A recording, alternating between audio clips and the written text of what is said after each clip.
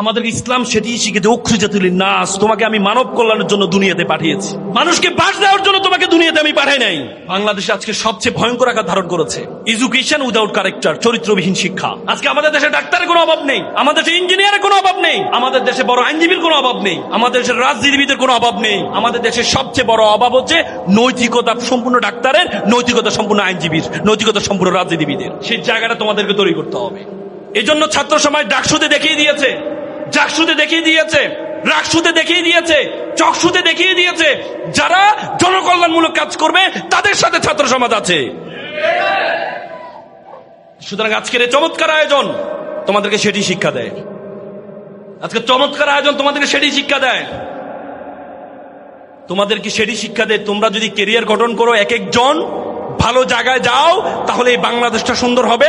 বাংলাদেশটা সুন্দর হলে ছাত্র শিবিরে যে সমৃদ্ধ বাংলাদেশ গড়ার যে প্রত্যয়, সেটি বাস্তবায়ন হবে। আজকে তোমরা সেটি, এজন্য আমি তাদেরকে অভিবাদন জানাই। আজকে এই উপজেলা হাইমসর উপজেলার সেক্রেটারি আজমির সভাপতি অনেক দিন ধরে আমার পিছন লেগে আছে যে আসতেই হবে। ওর নাছর বান্দা, ওর মানে আগ্রহ দেখে আমি আর মিস করতে পারিনি, লেগে আছে। কি ছেলেটার স্বার্থটা কি? এই ছেলেটার স্বার্থটা কি বলো? যে ভাই আপনাকে আসতেই হবে, আমরা একটা অজপরা গ্রামে থাকি, আমাদের এখানে সুযোগ সুবিধা নেই, কিন্তু আপনাকে আসতেই হবে। শুধুমাত্র তার আগ্রহ উদ্দীপনার কারণে। আমি কালকে কুমিল্লা 3টা প্রোগ্রাম করেছি, আমি রাতে 1টা বাজে বাসা আসছি, আমার অবস্থা খুবই খারাপ। সকালে ফোন দিয়েছিলাম জেলা সভাপতি জাহিদ ভাইকে যে ভাই আমাকে একটু ছুটি দেন, আমি পারবো না, আমার কথা গলা দিয়ে কথা বের হচ্ছে না। জাহিদ ভাই বলতেছে ভাই আমরা খুব আশা নিয়ে এই প্রোগ্রামটা আয়োজন করেছি ছাত্রছাত্রীর জন্য, ওদেরকে মাহরুম করেন না, আপনি ওদেরকে মাহরুম আপনি করেন না। তারপর উনি বলছে তারপরও আমি উপজেলা সভাপতিকে একটু জিজ্ঞেস করি সে কি বলে। তারপর উনি আমাকে বলছে ভাই উপজেলা সভাপতি সে কল দিল যে ভাই আপনাকে আসতেই হবে, দরকার হলে চেহারা দেখে চলে যান, কথা বলা লাগবে না। কেন ভাই? কি স্বার্থ?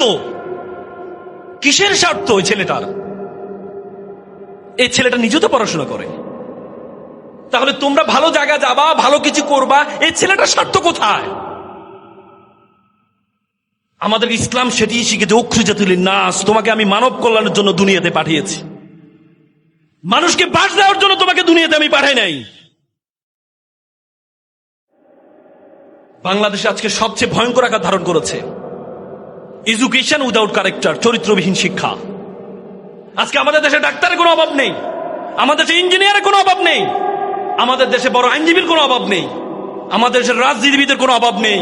আমাদের দেশের সবচেয়ে বড় অভাব হচ্ছে নৈতিকতা সম্পূর্ণ ডাক্তারের, নৈতিকতা সম্পূর্ণ আইনজীবীর, নৈতিকতা সম্পূর্ণ রাজনীতিবিদের। সেই জায়গাটা তোমাদেরকে তৈরি করতে হবে, সেই জায়গাটা তোমাদেরকে তৈরি করতে হবে। আজকে ছাত্র রাজনীতি যদি মনে করো চাঁদাবাদী ছাত্র রাজনীতি, এই ছাত্র রাজনীতি আমরা পছন্দ করব না। আজকে বাংলাদেশের সবচেয়ে বড় সমস্যা হচ্ছে বাংলাদেশের যারা তারা রাজনীতি করে, তারা রাজনীতিকে একটা পেশা হিসেবে নিয়েছে। রাজনীতি কোনো পেশা নয়। বড় বড় মানুষরা রাজনীতি করেছে, রাজনীতি একটা পেশা না, রাজনীতি হচ্ছে একটা সেবা। যদি পেশাবিহীন রাজনীতি, আমি মনে করি পেশাবিহীন রাজনীতিবিদ লাইসেন্স প্রাপ্ত চাঁদাবাজ। তার তো গ্রুপ চালাইতে হবে, তার তো গ্রুপ চালাইতে হবে। সে গ্রুপ কিভাবে চালাবে? সে বাধ্য হয়ে সে চাঁদাবাজি করবে। এই জন্য বাংলাদেশে পেশাবিহীন রাজনীতিকে উঠিয়ে দিতে হবে, পেশাবিহীন রাজনীতিকে উঠিয়ে দিতে হবে।